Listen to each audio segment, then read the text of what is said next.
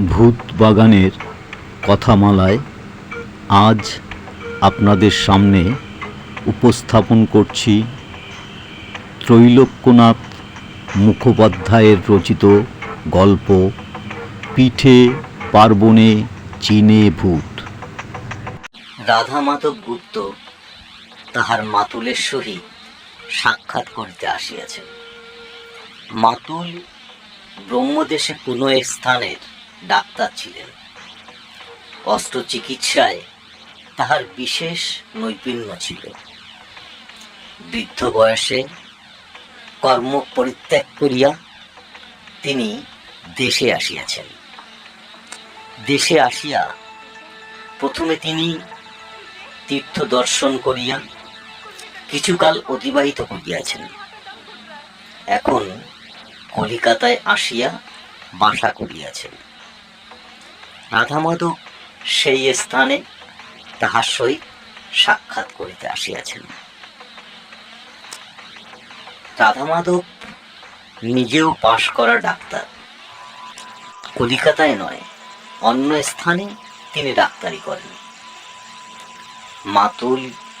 মাতুলানিকে তিনি প্রণাম করিলেন। দেখিলেন যে মাতুলানি দুজনেরই শরীর শীর্ণ হইয়া গিয়াছে, মুখে যেন কালি মাখিয়া দিয়াছে। দুইজনই সর্বদা অতি বিমর্ষ ভাবে থাকেন।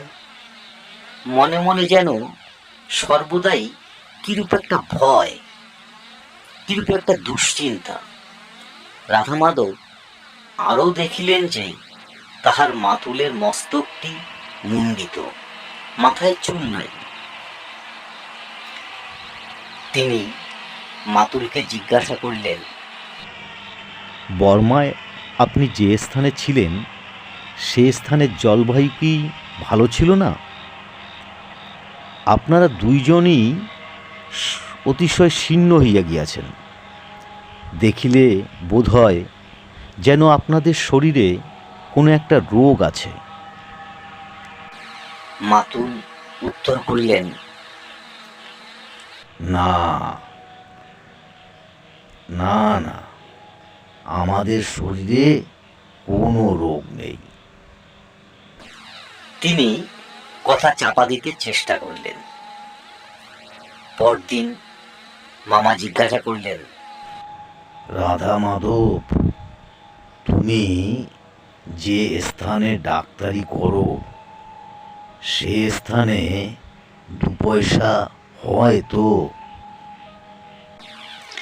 রাধা মাধব উত্তরে কহিলেন, প্রথম বেশ 2 পয়সা হইত, তারপর কোথা হইতে সে স্থানে এক অবতার উপস্থিত হইল। সে অবধি আমার বড় কিছু হয় না। মাতুল জিজ্ঞাসা করিলেন, অবতার কিরূপ? রাধা মাধব উত্তর করিলেন, গেরুয়া কাপড় পরা একটা লোক, সেও চিকিৎসা করিয়া জীবিকা নির্বাহ করে। রোগীকে কখনো ডাক্তারি, কখনো হোমিওপ্যাথি, কখনো কবিরাজি, কখনো হাকিমি, কখনো স্বপ্নলব্ধ ভৌতিক ঔষধ প্রদান করেন। রোগীর নিকট ইঙ্গলা পিঙ্গলা, নারী, কুণ্ডলিনী প্রভৃতি নানা বিষয় গল্প করিয়া সে বলে যে আমি ভূত নামাইতে পারি, মৃত ব্যক্তির আত্মাকে ডাকিতে পারি। যে পর্যন্ত ওই অবতারটি সে স্থানে আসিয়া সেই অবধি আমার পশার প্রতিপত্তি একেবারে গিয়েছে। মাতুল জিজ্ঞাসা করলেন, সে লোকটি ভূতপ্রেত সম্বন্ধে যে সমুদয় গল্প করে তাহা কি মিথ্যা? রাধা মাধব উত্তর করিলেন, সমুদয় মিথ্যা। ভূত আবার কোথায়? ভূত বলিয়া জগতে কোনো রূপ বস্তু নাই। মাতুল বলিলেন, বটে, যদি দেখিতে পাও। রাধা মাধব উত্তর করিলেন, ভূত দেখিবার নিমিত্ত রাত্রিকালে একলা শ্মশানে মশানে অনেক ঘুরিয়াছি। একদিন দুই দিন নয়, 3 বৎসর কাল এরূপ চেষ্টা করিয়াছি, কিন্তু ভূতের চিহ্ন মাত্র আমি দেখিতে পাই নাই। ভূতের গল্প সব অলীক, ভূত বলিয়া জগতে কিছুই নাই।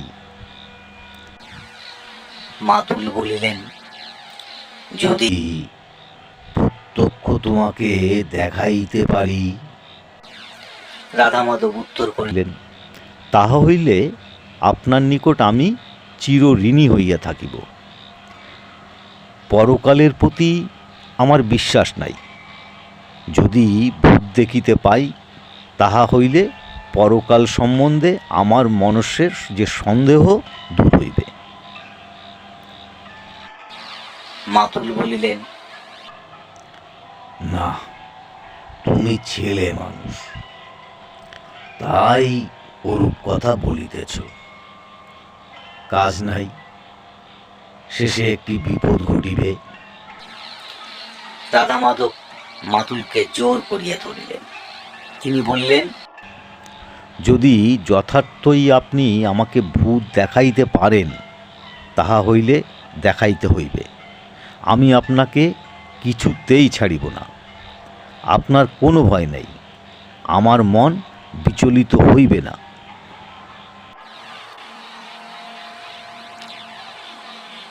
রাধা মাধব গুপ্ত তাহার মাতুলের সহিত সাক্ষাৎ করিতে আসিয়াছেন। মাতুল ব্রহ্মদেশে কোনো এক স্থানের ডাক্তার ছিলেন। তবে আমার সঙ্গে এসো। রাধা মাধবকে লইয়া মাতুল বড় একটা দ্বারে গিয়া তালা খুলিলেন। ঘরের ভিতর প্রবেশ করিয়া রাধা মাধব দেখিলেন যে দেয়ালের গায়ে 2 দিকে কাঠের আলমারি আছে। আলমারিতে 2 স্তর কাঠের সেলফ, আর তাহার উপরে অনেকগুলি ছোট বড় শিশি রইয়াছে। কোন শিশিতে মানুষের পা, কোনটিতে চক্ষু, কোনটিতে অস্থি, মানুষের দেহের নানা রূপ অঙ্গ প্রত্যঙ্গ। মাতুল বলিলেন, এ আমার ভাই। আমি নিজে হাতে যত কিছু কুটিয়াছি তাহা স্পিটে রাখিয়া দিয়াছি। ইহা অপেক্ষা আরও অঙ্গ প্রত্যঙ্গ ছিল। আমার বাড়িতে একবার আগুন লাগিয়া তাহার অধিকাংশ নষ্ট হইয়া গিয়াছে। ঘরে একখানি কোচ ছিল। এই কোচের উপর তোমায় আমি বিছানা করিয়া দিতেছি। এই ঘরে একলা শুইতে পারিবে। একটি ল্যাম্প আনিয়া দিতেছি। ল্যাম্প জ্বলিতে থাকুক, অন্ধকারে থাকিয়া কাজ নাই। রাধা মাধব উত্তর করিলেন, আমি এই ঘরে একলা শুইয়া থাকিব। বেশ কথা, তুমি কিছু দেখিবে কি না দেখিবে সে কথা এখন তোমাকে বলিব না। মাতুল নিজ হাতে বিছনা করিয়া বলিলেন, রাধা মাধব, এখন আমি চলিলাম। পাশের ঘরেই আমি শয়ন করি। আবশ্যক হইলে আমাকে ডাকিবে। মাতুল প্রস্থান করিলে রাধা মাধব ঘরের দ্বার বন্ধ করিয়া দিলেন। তারপর ঘরের অন্যান্য দ্বার জানলা ভালো রূপে বন্ধ আছে কিনা তাহা পরীক্ষা করিয়া দেখিলেন। অবশেষে ল্যাম্পের আলো কমাইয়া দিলেন। ল্যাম্প মিটমিট করিয়া জ্বলিতে লাগিল, কিন্তু ঘরের সকল বস্তু অস্পষ্টভাবে দেখা যাইতে লাগিল। কোচের উপর রাধা মাধব শয়ন করিলেন ও 1 ঘন্টা পর তিনি ঘোর নিদ্রায় অভিভূত হইয়া পড়িলেন। কতক্ষণ নিদ্রা গিয়েছিলেন তাহা তিনি বলিতে পারেন না। সহসা তাহার নিদ্রা ভঙ্গ হইল। ঘরের ভিতর ঠক ঠক ঠক ঠক শব্দ হইতেছিল। সেই দিকে তিনি চাহিয়া দেখিলেন যে আলমারির ধারে ধারে একজন পুরুষ মানুষ বেড়াইতেছে। নিজ হাতে রাধা মাধব ঘরের দ্বার জানালা বন্ধ করিয়াছিলেন। বাহির হইতে ঘরের ভিতরে লোক আসিবার কোনো সম্ভাবনাই ছিল না।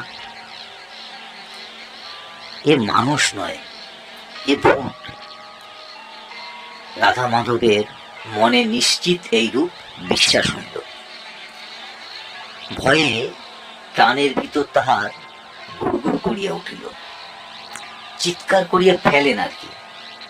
এমন সময় মনকে দৃঢ় করিয়া ভাবিতে লাগিলেন, পৃথিবীতে ভূত নাই, থাকিলেও তাকে আমি ভয় করি না। চিরকাল লোকের নিকট আমি এইরূপ মুখে শপথ করিয়াছি। আজ যদি ভূতের ভয়ে বিল্লব হইয়া চিৎকার করিয়া ফেলি, তাহা হইলে সকলের নিকট আমি হাস্যাস্পদ হইব। অতএব প্রাণ থাকে আর যায়, কিছুতেই আমি চিৎকার করিব না। রাধা মাধব এইরূপ মনে আশ্বাস দিয়া ভূত কি করে চুপ করিয়া দেখিতে লাগিলেন। আলমারির উপর যে সমুদয় শিশি সাজানো ছিল, ভূত একে একে সেই সমুদয় শিশি অতি মনোযোগের সহিত নিরীক্ষণ করিয়া দেখিতে লাগিলেন। ঘরের অপর পার্শ্ব হইতে শিশি দেখিতে দেখিতে ভূত রাধা মাধবের দিকে ক্রমে অগ্রসর হইতে লাগিল। রাধা মাধব দেখিলেন যে ভূতটি মাথা নেড়া, তাহার পশ্চাৎ দিকে লম্বা বেনি ঝুলিতেছে। বিনুনি দেখিয়া রাধা মাধব ভাবিলেন, এটা দেশি ভূত নয়, চীনে ভূত। আলমারির ধারে ধারে ঘরের 2 দিকে ঘুরিয়া ভূত একে একে সমস্ত শিশিগুলি নিরীক্ষণ করিয়া দেখিতে লাগিলেন। যখন সমুদয় শিশি দেখা হইয়া গেল, তখন সে ঘোর দুঃখসূচক এক দীর্ঘ নিঃশ্বাস পরিত্যাগ করিল।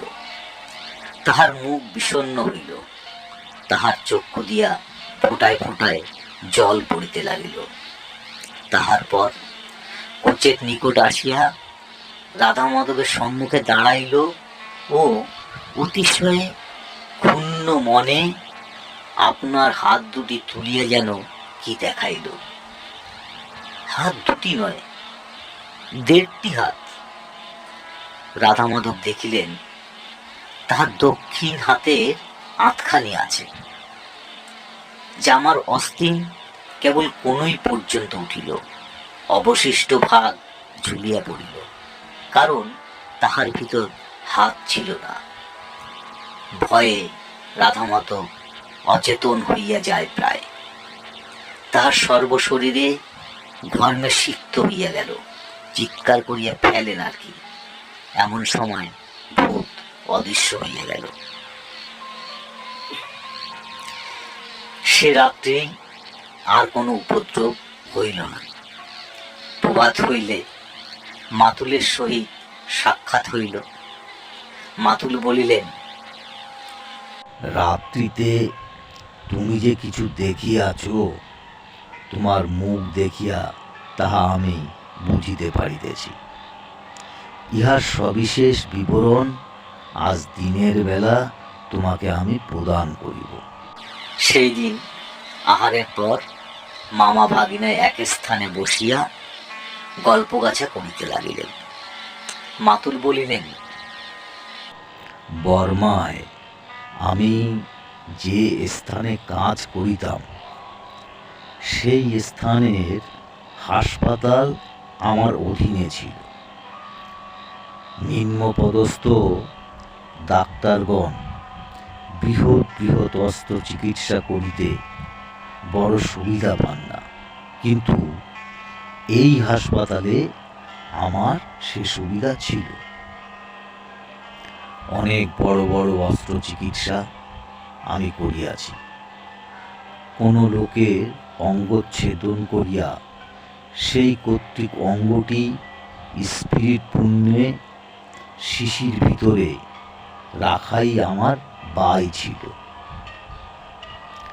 যে ঘরে গত রাত্রিরে তুমি শয়ন করিয়াছিলে সেই ঘরে সেইরূপ অনেকগুলি অঙ্গ প্রত্যঙ্গ আছে। বর্মা চীনের নিকট। চীন দেশের অনেক লোক এদেশে বাস করিয়াছে। একদিন একজন চীনাম্যান আমার হাসপাতালে আসিয়া উপস্থিত হইল। দেখিলাম যে তাহার দক্ষিণ হাতে কোনোই পর্যন্ত পচিয়া গিয়াছে। আমি তাহাকে বলিলাম যে হাতটি কাটিয়া না ফেলিলে কিছুতেই তোমার প্রাণ রক্ষা হইবে না। প্রথম সে কথায় সম্মত হইল না। তাহার পর সে দেখিল যে হাতটি না কাটিলে তাহার প্রাণ কিছুতেই বাঁচিবে না। তখন সে অগত্যা সম্মত হইল। অজ্ঞান করিয়া কোনই পর্যন্ত আমি তাহার হাত কাটিয়ে ফেলিলাম। তাহার পর সেই হাত যথারীতি সরাপূর্ণ শিশিতে রাখিলাম। জ্ঞান হইবা মাত্র চীনে রোগী আপনার কাটা হাত দেখিতে চাইল। পাছে ভয় পায়, সেজন্য প্রথমে আমি তাহাকে দেখাইতে চাইলাম না। কিন্তু কাটা হাত দেখিবার জন্য সে এত কাতর হইল যে তাহাকে না দেখাইয়া আমি থাকিতে পারিলাম না। শিশিটি বাম হাত দিয়ে সে অনেকক্ষণ নাড়িয়া চাড়িয়া দেখিল। তাহার পর একটি দীর্ঘ নিঃশ্বাস ফেলিয়া রাখিয়া দিল। সেই দিন হইতে শিশিটি সে চক্ষুর আড়াল করিতে দিত না। আর দিনের মধ্যে অনেকবার তাহাকে খাটের উপর তুলিয়া অতি স্নেহের সহিত নাড়িয়া চাড়িয়া দেখিত। কিছুদিন পরে সে আরোগ্য লাভ করিল।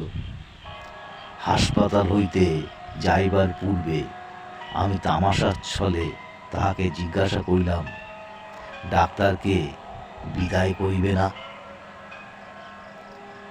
চীনা লোকটি উত্তর করিল, আমি দুঃখী লোক, আমি আপনাকে কি দিতে পারি? আমি বলিলাম, তোমার হাতটি আমাকে প্রদান করো। তাহার মুখ বিষণ্ণ হইল। সে বলিল, মহাশয়, আমাকে ক্ষমা করুন, হাতটি আমি আপনাকে দিতে পারবো না। আমার যখন মৃত্যু হইবে তখন দেহের সহিত এই হাতটিও কবর দিতে হইবে। আমি এই হাতটিকে নুন দিয়া রাখিব, তাহা করিলে পচিয়া যাইবে না। আমার মৃত্যু হইলে আমার আত্মীয় স্বজন ইহাকেও দেহর সহিত গোড় দিবেন। পুনরায় তামাশা ছলে আমি বলিলাম, তোমার নিকট অপেক্ষা আমার নিকট হাতটি আরো ভালো অবস্থায় থাকিবে, কারণ এরূপ বস্তু ভালো রূপে রাখিবার নিমিত্ত আমার নিকট মশলা আছে। আর কি রূপে রাখিতে হয় তাহাও আমি জানি। তোমার নিকট থাকিলে হাতটি নিশ্চয়ই পচিয়া যাইবে। পচা হাত লইয়া শেষে কি পরলোকে যাইবে? আমার কথাগুলি লোকটির মনে লাগিল। উৎফুল্ল নয়নে আমার দিকে চাহিয়া সে বলিল, আমার মৃত্যুর পর আমার আত্মীয় স্বজনেরা আসিয়া হাতটি প্রার্থনা করিলে যদি ইহা ফিরাইয়া দিতে আপনি প্রতিজ্ঞা করেন, তাহা হইলে আপনার নিকট রাখিয়া যাইতে পারি। আমি সেই রূপ প্রতিজ্ঞা করিলাম। একবার নয়, লোকটি বারবার আমাকে 3 শর্ত করাইল। তারপর শিশিটা আমার হাতে দিয়া সে স্থান প্রস্থান করিল। পিঠে পার্বণে চীনে ভূত গল্পটি একটু বড় হওয়ার কারণে এক পর্বে শেষ করা গেল না। গল্পের পরবর্তী অংশ পাওয়ার জন্য চ্যানেলটিকে সাবস্ক্রাইব করে রাখুন।